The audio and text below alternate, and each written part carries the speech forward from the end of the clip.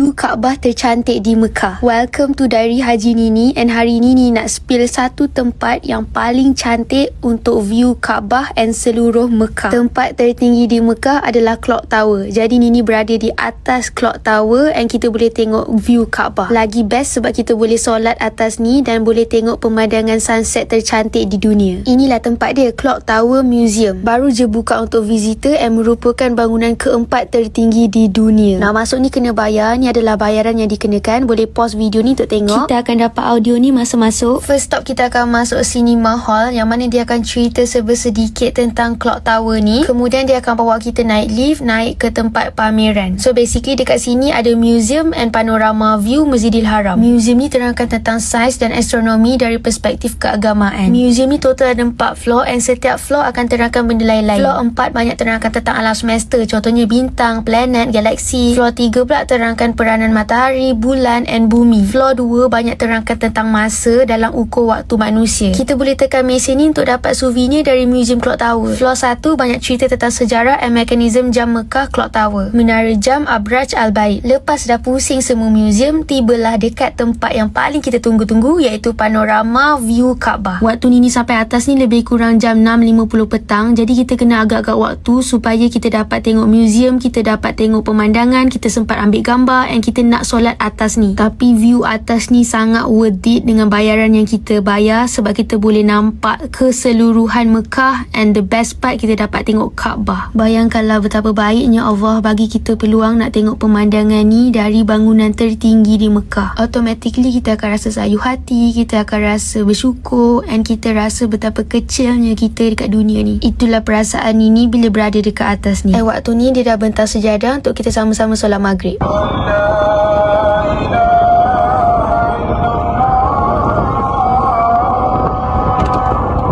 Di sinilah titik tengah kiblat dunia untuk seluruh umat Islam dan tak pernah kosong untuk orang buat beribadah sejak zaman Nabi. Inilah Kaabah.